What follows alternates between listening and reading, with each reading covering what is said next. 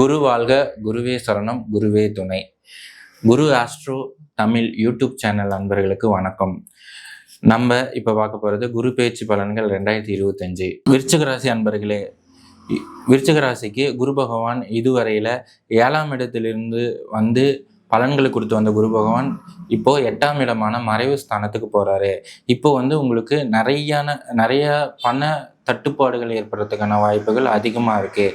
அதே மாதிரி முன்னெச்சரிக்கை நடவடிக்கை எடுக்க வேண்டிய காலகட்டமாக இது இருக்கிறதுனால நீங்கள் முன்னெச்சரிக்கையாக இருக்கணும். அது முக்கியமாக பணம் கொடுக்கல் வாங்கலில் உங்களுக்கு முன்னெச்சரிக்கை தேவைப்படுது. ஏன்னா நீங்கள் ஒருத்தர்கிட்ட பணம் கொடுத்துட்டிங்கன்னா அந்த பணம் திரும்பி வர்றதுக்கு கொஞ்சம் காலதாமதம் ஆகிறதுக்கான வாய்ப்புகள் இருக்குது. அதனால் யாருக்குமே கொடுக்கல் வாங்கல் செய்ய வேண்டாம் பணத்தை. அதே மாதிரி நிதி இழப்புகள் ஏற்படுறதுக்கான காலகட்டங்களாக இது இருக்குது. மிதுனத்தில் இருக்கும் குரு பகவான் உங்கள் ராசிக்கு 12ஆம் இடத்தை பார்வை பண்ணுறதுனால நீங்கள் விரயங்களை சுப விரயங்களாக மாற்றிக்க முயற்சி பண்ணணும். உங்களுக்கு வருமானம் வருதுன்னா அந்த வருமானத்தை நீங்கள் முதலீடுகளாக மாற்றிக்க முயற்சிகள் பண்ணணும். நீங்களே சுப விரயங்கள் பண்ணுறது உங்களுக்கு நல்ல நன்மையை தரும். அதே மாதிரி தொலைந்து போன பொருட்கள் கிடைப்பதற்கான காலகட்டமாகவும், வம்பு வழக்கு நீண்ட நாள் இருந்த பிரச்சனைகள் தீர்வுறதுக்கான காலகட்டமாகவும் இது இருக்குது.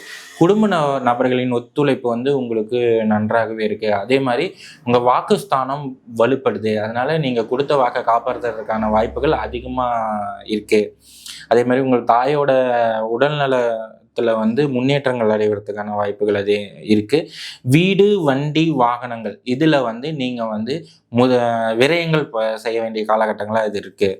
அதனால் விரயங்களை நீங்கள் பண்ணணும்.